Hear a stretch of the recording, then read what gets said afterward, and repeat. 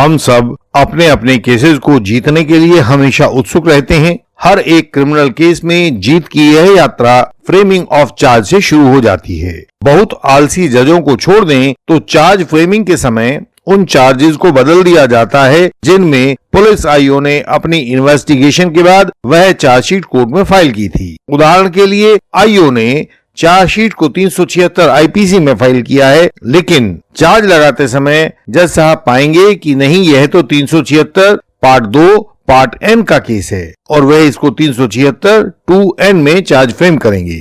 Police IO द्वारा वे charge लगाए जाते हैं जो कि पुलिस इन्वेस्टिगेशन के बाद कारित होते हुए नजर आते हैं, जबकि कोर्ट में जज उन चार्जेस को फ्रेम करते हैं जिनको material available on record support करता हुआ दिखाई देता है। चार्ज फ्रेमिंग में दो बातें महत्वपूर्ण होती हैं। पहली तो बात कि कोर्ट्स इस स्टेज पर बहुत दयालु या लीनियंट नहीं होते हैं। वे प्रोसिक्यूशन एविडेंस के हर बिंदु को कवर करने वाला चार्ज बनाते हैं, और दूसरे, यदि किसी अन्य कारण से ऐसा करना बहुत आवश्यक नहीं हो तो चार्ज पर एडवोकेट्स को, आरोपियों को बहुत अधिक ऊर्जा नष्ट करने की जरूरत नहीं है। Let the court frame charges as per its discretion, क्योंकि आपकी बाजीगरी तो अगली स्टेज क्रॉस एग्जामिनेशन से शुरू होने वाली है, इसलिए कोर्ट को अब जो करना है उसे करने दें।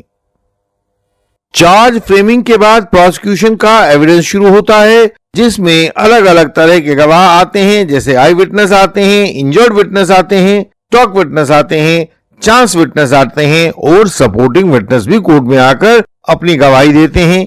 इस गवाही के साथ साथ अलग अलग तरह के डॉक्यूमेंट्स जैसे नक्शा मौका, फर्द बरामदगी, मेडिकल एग्जामिनेशन, बयान 164, इन सब को भी वो गवाह अपने अपने साथ प्रूव करते चलते हैं। इसकी गहन चर्चा हम लोग अपनी अनेक वीडियोस में कर चुके हैं। अनेक रूल्स ऑफ क्रॉस एग्जामिनेशन हमने आपको दिए हैं, उसके बहुत सारे नियम समझाए हैं। आज हम इसके बाद की चर्चा करने वाले हैं कि इस गवाही के एकदम बाद क्या होने वाला होता है। आज हम देखते हैं कि प्रोसिक्यूशन एविडेंस के बाद आपके केस में क्या होता है। प्रोसिक्यूशन एविडेंस के बाद पहला काम ट्रायल जज का होता है, क्योंकि प्रोसिक्यूशन एविडेंस को क्रॉस करने के काम के साथ एविडेंस पूरा हो जाता है।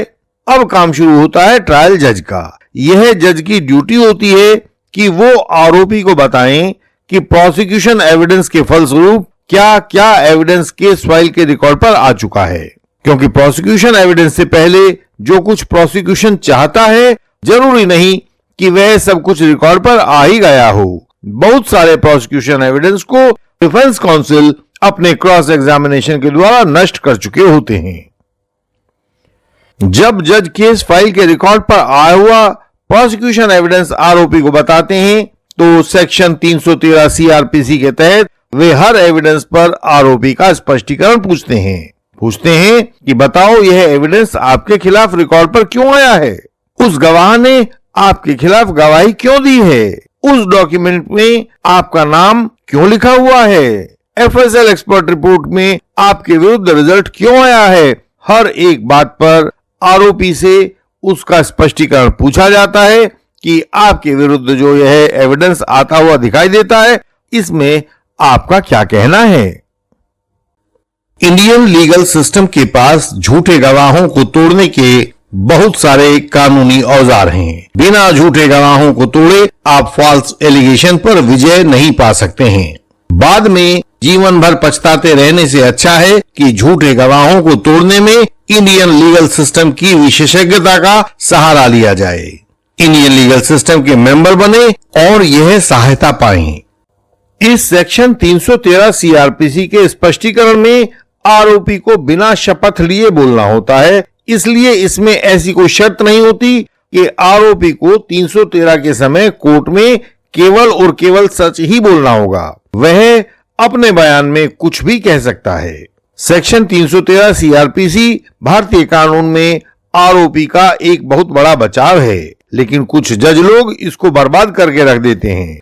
हमने आपको दिखाया था अभी एक दो वीडियो पहले कि एक पोक्सो एक्ट केस में जज ने कैसे एक युवक आरोपी का जीवन बर्बाद करके रख दिया है। आरोपी के फेवर में आने वाले सेक्शन 313 सीआरपीसी को उन जज साहब ने आरोपी का सिर काटने वाली तलवार की तरह से इस्तेमाल किया है। आप अपने सामने देखिए, जज ने सेक्शन 313 सीआरपीसी के तहत आरोपी से पूछा है कि आपके विरुद्ध आरोप है कि जब पीड़िता सरस्वती पूजा को देखकर लौट रही थी तो फला व्यक्ति ने घर के सामने से उसको मुंह दबाकर उठा लिया, और आरोपी ने बताया, उसके जवाब में अपना स्पष्टीकरण दिया कि साहब ये तो बिल्कुल झूठ बात है। आपको याद होगा जब हमने इस केस की बात बताई थी तो इस पीड़िता ने यह बयान तो पुलिस के सामने दिया था कि उसको उस घर के सामने से जबरन उठा लिया गया था और फिर उसके साथ अपराध किया गया था, जबकि कोर्ट में तो उस पीड़िता ने यह बयान दिया था कि जिस घर में वह गई थी वहां पर कपड़ा बिछाने के लिए गई थी, तब जाकर उस घर में उसके साथ यह घटना हुई थी। यहां पर जज को आरोपी के खिलाफ आए एविडेंस का पूछना था, जबकि जज ने केवल एलिगेशन का पूछा है। एविडेंस तो उन्होंने छेड़ा भी नहीं है। एविडेंस वह होता है जो कोर्ट में साबित हो, और पुलिस के सामने लगाया गया आरोप एविडेंस नहीं होता है, वह केवल एलिगेशन होता है। यहां जज साहब ने जो पूछा है वह पुलिस के सामने लगाए गए एलिगेशन के बारे में पूछा है, जबकि जो कोर्ट में बताया था उस लड़की ने कि वह उस घर में बिछावन करने के लिए गई थी, वह तो जज साहब ने पूछा ही नहीं। तो यहां सेक्शन 313 सीआरपीसी में जज ने एलिगेशन की जांच पड़ताल की है, एविडेंस के बारे में कुछ भी नहीं पूछा है, और यह सब पूछकर इस आरोपी को उन्होंने 20 साल कैद बामशक्कत दे दी है। यह सजा जज के अज्ञान के कारण इस आरोपी को मिली थी। जज को पता नहीं था कि उसको क्या पूछना है और उसने क्या पूछा है। इस प्रकार हर आरोपी को और हर एडवोकेट को यह जांचना चाहिए कि सेक्शन 313 सीआरपीसी के बयान में जज ने क्या पूछा है। क्या वह एलिगेशन पूछ रहे हैं या क्या वह एविडेंस पूछ रहे हैं? क्या वह evidence destroyed by cross examination पूछ रहे हैं? कुछ एविडेंस को छोड़ा तो नहीं गया है, क्योंकि जज को सारा एविडेंस देखकर चेक करके तब सवाल करने चाहिए। यदि जज नहीं पूछ रहे हैं तो उनका ध्यान इस पर दिलवाइए कि देखिए साहब, आपने ये वाला एविडेंस तो मुझसे पूछा नहीं है। नियम यह है कि यदि जज कोई एविडेंस आरोपी से नहीं पूछते हैं और उस एविडेंस को आधार बनाकर बिना आरोपी से पूछे उसको सजा कर देते हैं तो वह सजा अपीलेट कोर्ट के द्वारा खारिज कर दी जाती है। लेकिन ऐसा कौन चाहेगा कि पहले जज से गलती करवा के उससे सजा पाएं और फिर अपील में उस सजा से छुटकारा पाएं। तो यही अच्छा है कि पहले ही जज को बता दो कि साहब आप कानूनी गलती कर रहे हो, आप इस रिकॉर्ड पर आए हुए एविडेंस के बारे में आरोपी से सवाल नहीं कर रहे हो, कृपया इसको पूछ लें, सवाल कर लें और चाहें तो एक एप्लीकेशन भी लगा दें। सेक्शन 313 सीआरपीसी की स्टेज के अंत में आरोपी से पूछा जाता है कि क्या उसको अपना एविडेंस कोर्ट में लाकर प्रूव करना है, और आरोपी जैसी भी उसकी इच्छा हो, जैसा भी उसके एडवोकेट उसको बताएं, वैसा वहां कोर्ट में बता देता है। लेकिन इस केस में देखिए, आप अपने सामने देखिए कि जज ने आरोपी को यह विकल्प ही नहीं दिया कि वह अपना डिफेंस एविडेंस कोर्ट में लेकर आए। आप उस जज की मानसिकता को देखिए। क्या ऐसे व्यक्ति को जज की कुर्सी पर बैठाया जाना उचित है जो निरपेक्ष होना नहीं जानता, जो निष्पक्ष होना नहीं जानता, केवल आरोपी को सजा करना चाहता है और आरोपी को सजा करने की ही उसको इच्छा है। साथ ही आप यह देखेंगे कि जो महानता ट्रायल कोर्ट के जज ने दिखाई है वही महानता अपीलेट कोर्ट के एडवोकेट भी दिखाते हैं। इस केस में इस लड़के की सजा के खिलाफ जो अपील की गई है और जो हाई कोर्ट के सामने पेंडिंग पड़ी है, जिस पर इस जून में बहस होनी है, उस अपील की पूरी पिटीशन में कहीं भी ट्रायल जज के द्वारा सेक्शन 213 सीआरपीसी में की गई गलतियों के किसी ग्राउंड का कोई जिक्र नहीं है। इसका अर्थ यह है कि जो बात ट्रायल जज को नहीं पता थी, जो कानूनी गलती ट्रायल में ट्रायल जज ने की है, यह बात अपील करने वाले एडवोकेट को भी नहीं पता है कि ट्रायल जज ने क्या गलती की है, और जब उनको पता नहीं है तो वह बात उन्होंने अपीलेट कोर्ट के सामने उठाई भी नहीं है। आप सोचकर देखिए कि उस आरोपी की किस्मत में भगवान ने क्या लिखा होगा।